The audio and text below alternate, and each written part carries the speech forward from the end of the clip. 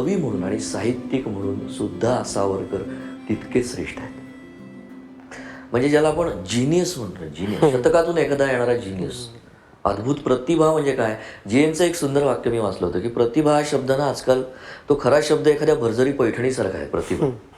आणि तो शब्द आपण फरशी पुसायला हल्ली वापरतो. कोणी उठतं आणि प्रतिभा हा शब्द वापरायला सुरुवात करतं. तर ज्याला असं प्रतिभा म्हणतात त्याचं मूर्तिमंत उदाहरण म्हणजे सावरकर आहे. आणि मग जेव्हा ही प्रतिभा जागृत होते तेव्हा माणसाची फक्त एकाच क्षेत्रात नसते, त्याचे विचार सुद्धा तितकेच तेजस्वी होतात, त्याचं तर्कशास्त्र तेवढंच धारदार होतं. आणि मग ज्याला आपण म्हणतो की द्रष्टेपणा येतो माणसाला, असं आपोआप त्या माणसाला एक प्रकारची सिद्धी येत जाते. तसं सावरकरांच्या बाबतीमध्ये झालं.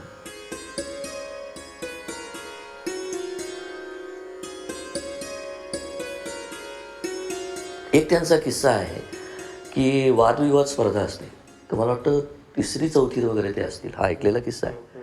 तर ते गेले आणि सावरकरांनी जेव्हा भाषण केलं तेव्हा म्हणजे लोक अवाक झाले. आणि मग निकाल जाहीर झाले, तर त्याच्यामध्ये विनायक दामोदर सावरकरांना काही बक्षीस नाही. मला वाटतं हा दखल न घेतल्या जाण्याचा शाप हा कुंडलीतच असावा त्यांच्या बहुतेक. क्या बात. तर पण त्यांना त्याची पर्वा नव्हती कधीच. मुद्दा असा की ते सावरकर होते, ते रडत घरी नाही गेले. मी एवढं श्रम केले तरी सुद्धा मला मिळालं नाही, माझ्या नशिबाचा दोष आहे, नाही. ते परीक्षकांकडे गेले. ते म्हणले मला बक्षीस का दिलं नाही ते तुम्ही सांगा.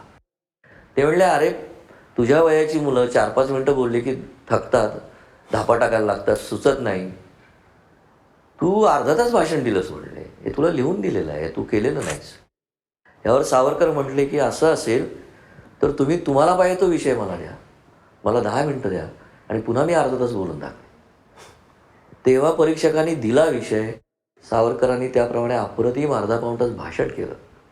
आणि मग जेव्हा त्यांना बक्षीस दिलं तेव्हा ते म्हणले की मला हे बक्षीस नको, कारण हे बक्षीस देण्याची तुमची पात्रता नाही. आणि हे वयाच्या 3री-4थीत.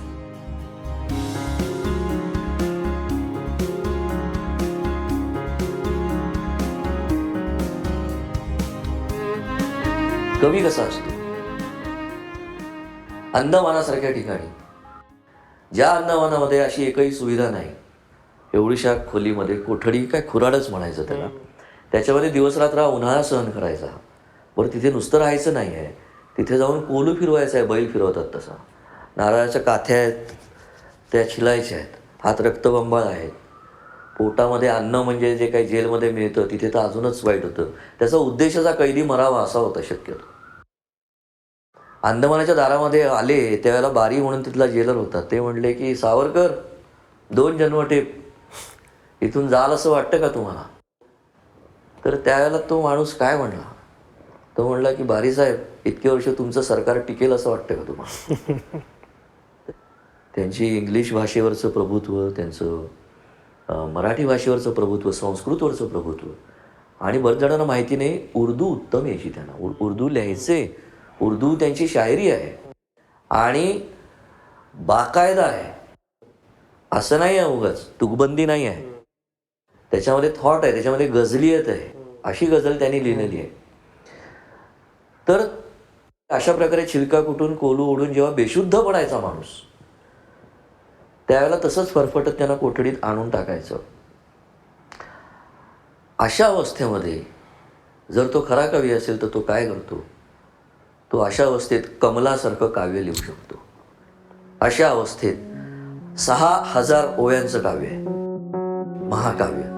आणि या काव्यामध्ये कुठेही त्यांच्या त्यावेळेच्या परिस्थितीचा कुठेही संदर्भ नाही. या काव्यामध्ये प्रेम आहे, या काव्यामध्ये निसर्ग आहे, या काव्यामध्ये उत्फुल्ल भावना आहे. बरं हे इथे संपत नाही, लिहिणार कशाने.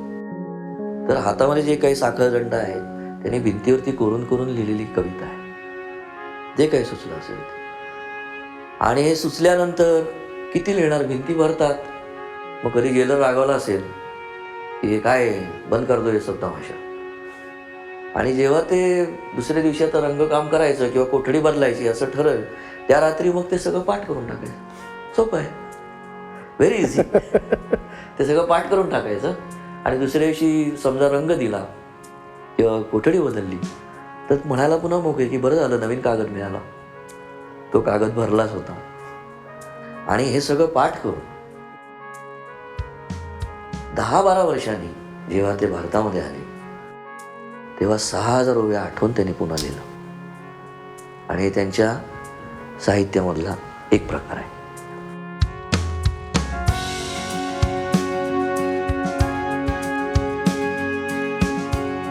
जे काही थोडंफार मराठी आपण अजूनही बोलतो आहोत त्याचं श्रेय मला असं वाटतं की एक शिवाजी महाराजांनाही द्यायला पाहिजे आणि एक त्यांनाही द्यायला पाहिजे. म्हणजे खूपसे शब्द जे आता आपण माहिती नसतं आपल्याला, सहज म्हणतो आपण दिग्दर्शक कोण आहे, तो सावरकरांनी दिलेला शब्द आहे. निर्माता कोण आहे, निर्माता हा शब्द सावरकरांचा. अभिनय, अभिनेत्री, अभिनेता हे सगळे शब्द सावरकरांनी दिलेले आहेत. माझ्या एका कवितेत जसं होतं की थेंब त्या तेजामृताचा माझं अशक्ताला मिळू दे, जे स्वतःसाठीच वाहे रक्त ते सारे गळू दे. एवढंच म्हणायचं असतं. त्याच्यापुढे आपली मजल नाही, आपली क्षमताही नाही.